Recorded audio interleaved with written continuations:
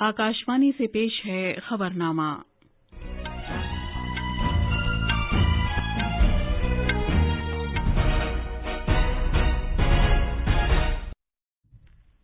आदाब। खबरनामे के साथ मैं शबाना बेगम। पहले इस वक्त की खास खबरें।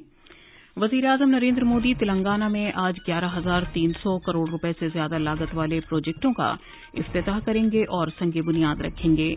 वो सिकंदराबाद तिरुपति वंदे भारत एक्सप्रेस को भी झंडी दिखाकर रवाना करेंगे।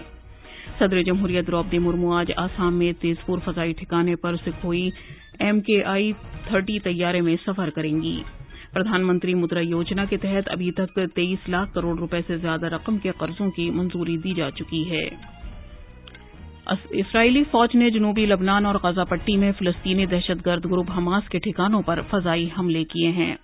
और IPL क्रिकेट में लखनऊ सुपर जायंट्स ने सनराइजर्स हैदराबाद को 5 विकेट से हराया। अब खबरें तफसील से।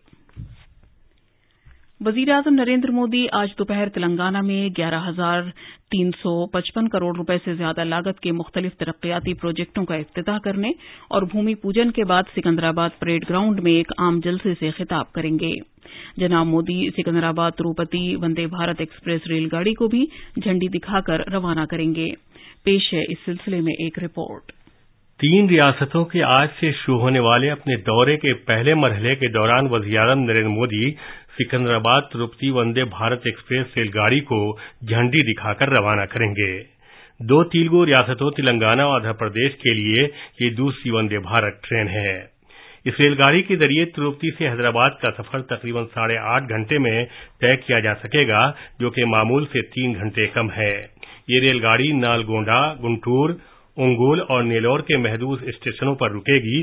वजीर-ए-आजम सिकंदराबाद रेलवे स्टेशन की तदीनकारी के एक प्रोजेक्ट का भी संग बुनियाद रखेंगे, जिस पर 715 करोड़ रुपए लागत आएगी और सिकंदराबाद महबूब नगर के दरमियान दोहरी लाइन बिछाने के प्रोजेक्ट के मुकम्मल हिस्सों को कौम के नाम वक्फ करेंगे। जनाब मोदी इस मौके पर 13 नई MMTS खिदमात का भी इफ्तिताह करेंगे। जनाब मोदी 6 कौमी शाहराहों की तोसी के प्रोजेक्टों और एम्स बीबी नगर में मुख्तलिफ तरक्याती कामों का वर्चुअल वसीले से संग बुनियाद रखेंगे। वो चेन्नई रवाना होने से पहले और रियासत के अपने मुख्तलिफ दौरे के इख्तिताम से पहले सिकंदराबाद परेड ग्राउंड में तेलंगाना के अवाम से खिताब करेंगे। हैदराबाद से MS लक्ष्मी की रिपोर्ट के साथ खबरनामे के लिए मैं मुजीब अख्तर।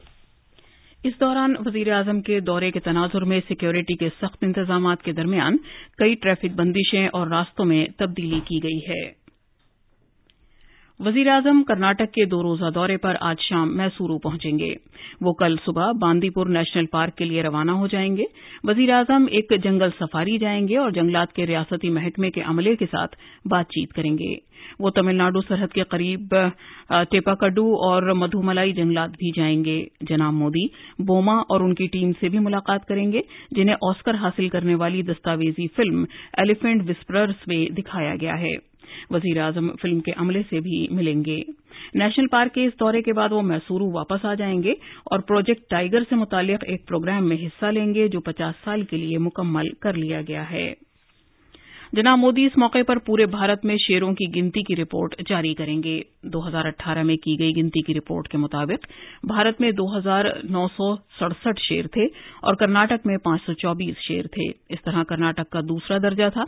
उस वक्त सबसे ज्यादा शेर मध्य प्रदेश में थे, जिनकी तादाद 526 थी। जिन मुल्कों में शेरों की आबादी है, उनमें Bangladesh, Vietnam, Cambodia, Bhutan, Thailand और इंडोनेशिया शामिल हैं।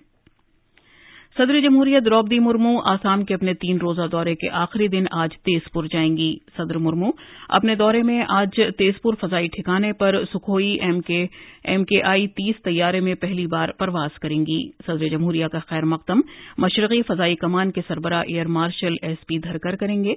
गवर्नर गुलाब चंद कटारिया और वजीर आला हेमंत बिस्वा शर्मा भी इस मौके पर मौजूद होंगे। हमारे नामानिगार ने बताया है कि आसाम के अपने 3 रोजा दौरे में सदर जमहूरिया ने काजीरंगा नेशनल पार्क में गज उत्सव का इफ्तिताह किया था और गुवाहाटी में दीगर सरगर्मियों के अलावा गुवाहाटी हाई कोर्ट की प्लेटिनम जुबली तकरीब में शिरकत की थी। आज प्रधानमंत्री मुद्रा योजना के 8 साल पूरे हो गए। इस स्कीम का आगाज वजीर-ए-आजम नरेंद्र मोदी ने 2015 में इस मकसद से किया था कि गैर कॉरपोरेट इदारों, गैर ज़रई छोटे और बहुत छोटे कारोबारियों को 10 लाख रुपए तक का बिला जमानत बगैर सूद वाला बहुत छोटा कर्ज देने में आसानी पैदा की जाए, ताकि वो अपनी आमदनी के लिए सरगर्मियां अंजाम दे सकें। अभी तक 23 लाख करोड़ रुपए से ज्यादा के 40 करोड़ 42 लाख से ज्यादा कर्जों को प्रधानमंत्री मुद्रा योजना के तहत मंजूरी दी जा चुकी है। कुल कर्जों का 21% नए छोटे कारोबारियों के लिए मंजूर किया गया है। वजीर खजाना निर्मला सीतारमण ने कहा कि इस स्कीम से बहुत छोटे कारोबारियों के लिए कर्जों को आसान बनाया गया है, जिसके लिए उन्हें कोई भागदौड़ नहीं करनी होगी और इस स्कीम से नौजवान छोटे कारोबारियों को बड़ी तादाद में अपने कारोबार कायम करने में मदद मिली है। उन्होंने कहा कि इस स्कीम के तहत तकरीबन 68% खाते खवातीन के छोटे कारोबार के हैं और 51% खातों का ताल्लुक दर्जे फहरिस्त जातों, दर्जे फहरिस्त कबीलों और दीगर पसमानदा जातों से है। मोहतरमा सीतारमण ने कहा कि प्रधानमंत्री मुद्रा योजना से समाज की सबसे निचली सतह पर बड़ी तादाद में रोजगार के मौके पैदा करने में मदद मिली है और ये स्कीम भारतीय मईशत को फरोग देने के साथ साथ एक यकसर तब्दीली लाने वाली स्कीम साबित हुई है। वजीर दाखिला अमित शाह ने कल उत्तर प्रदेश के आजमगढ़ और कौशाम्बी जिलों के लिए 5,196 करोड़ रुपए की लागत वाले 234 तरक्कियाती प्रोजेक्टों का इफ्तिताह किया और संगे बुनियाद रखा। इन प्रोजेक्टों में से 4,583 करोड़ रुपए मालियत के 117 तरक्कियाती काम आजमगढ़ में किए जाने हैं और तकरीबन 613 करोड़ रुपए की लागत वाले 117 तरक्कियाती प्रोजेक्ट कौशाम्बी में हैं।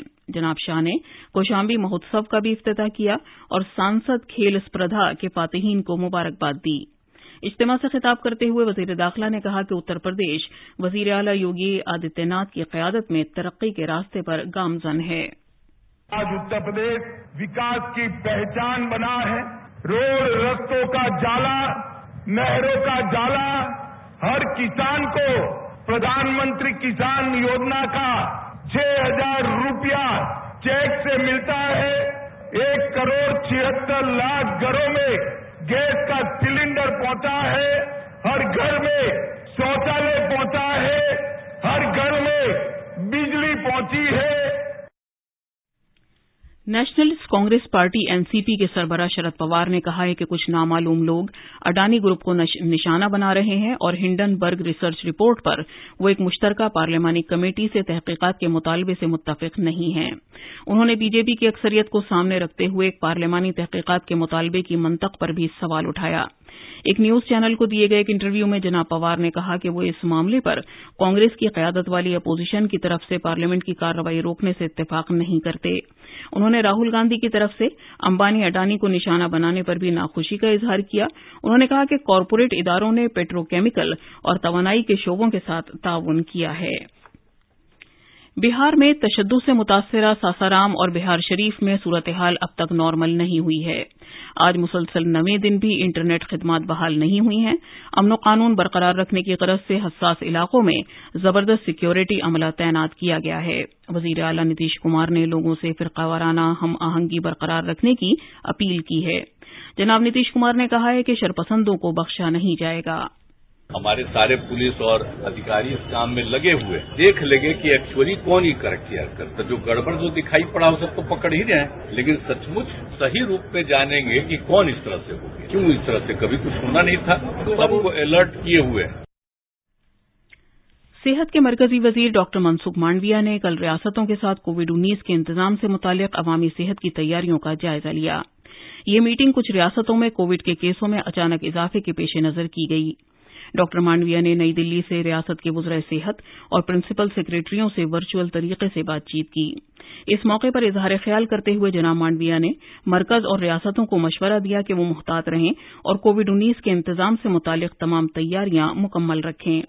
उन्होंने रियासत के वज़ीर सेहत से अपील की कि वो इस महीने की 10 और 11 तारीख को तमाम अस्पतालों में मॉक ड्रिल करें और जिला इंतजामिया और सेहत हुक्काम के साथ सेहत से मुतालिक तैयारियों का जायजा लें। जनाब मांडविया ने रियासतों से इन्फ्लुएंजा की तरह के बढ़ते हुए मामलात की निगरानी करने और मुतल्लिका इलाकों की निशानदही करने पर भी जोर दिया। ये खबरनामा आकाशवाणी से नशर किया जा रहा है। आकाशवाणी से वजीर-ए-आजम के मन की बात प्रोग्राम की इस साल अप्रैल में 100वीं किस्त नश्र होगी। आकाशवाणी से इस प्रोग्राम के कुछ खास हिस्से नश्र किए जा रहे हैं। आइए इस प्रोग्राम की 49वीं किस्त के कुछ हिस्से सुनते हैं, जिसमें वजीर-ए-आजम ने पहली आलमी जंग के जाबाजों की कुर्बानियों को याद किया था।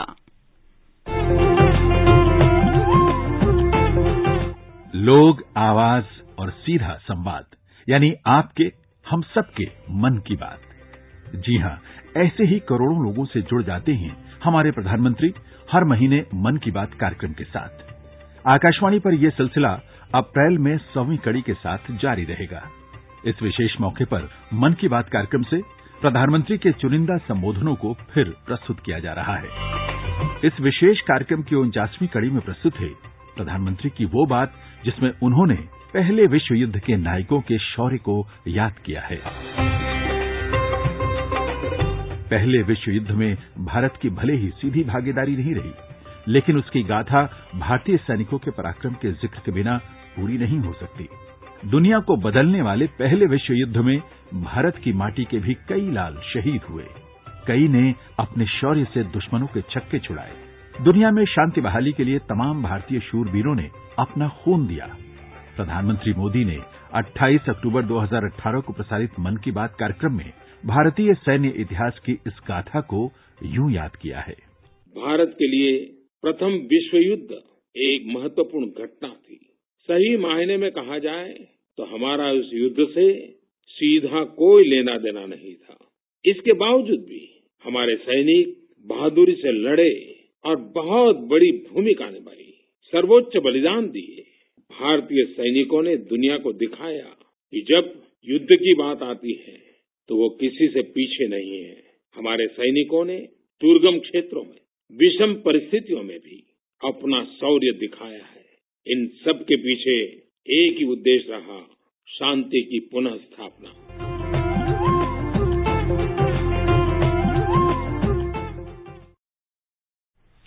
जम्मू कश्मीर के लेफ्टिनेंट गवर्नर मनोज सिन्हा ने रामबन जिले में कुदरती खूबसूरती से मालामाल मकाम सनासार में वाक़ ट्यूलिप गार्डन का इफ्तिताह किया। इस ट्यूलिप गार्डन में सुर्ख, जर्द, सफेद और जामनी रंगों के 2,50,000 से ज्यादा ट्यूलिप के फूल लगाए गए हैं।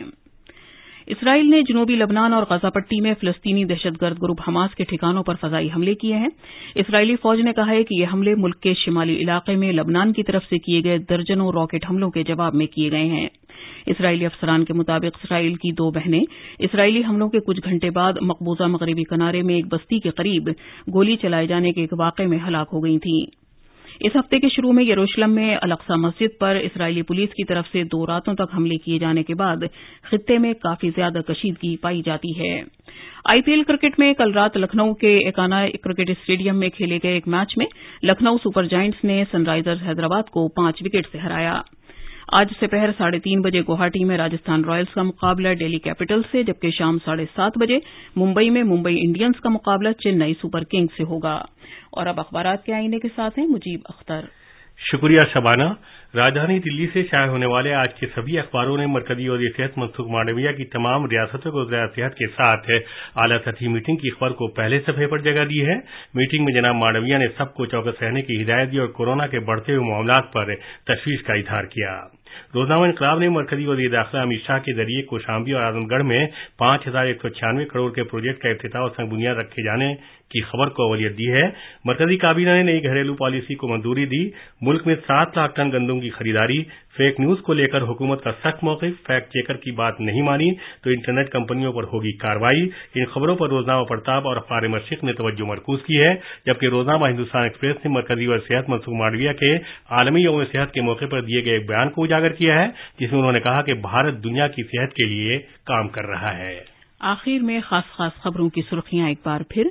वजीर-ए-आज़म नरेंद्र मोदी तेलंगाना में आज 11,300 करोड़ रुपए से ज्यादा लागत वाले प्रोजेक्टों का इफ्तिताह करेंगे और संग बुनियाद रखेंगे। वो सिकंदराबाद तिरुपति वंदे भारत एक्सप्रेस को भी झंडी दिखाकर रवाना करेंगे। सदर जमहूरियत द्रौपदी मुर्मू आज आसाम में तेजपुर फजाई ठिकाने पर सुखोई MKI 30 तैयारे में सफर करेंगी। प्रधानमंत्री मुद्रा योजना के तहत अभी तक 23 लाख करोड़ रुपए से ज्यादा रकम के कर्जों की मंजूरी दी जा चुकी है। इस्राइली फौज ने जनूबी लबनान और गजा पट्टी में फिलिस्तीनी दहशतगर्द ग्रुप हमास के ठिकानों पर फजाई हमले किए हैं। और IPL क्रिकेट में लखनऊ में लखनऊ सुपर जायंट्स ने सनराइजर्स हैदराबाद को 5 विकेट से हराया। इसके साथ ही खबरनामा खत्म हुआ।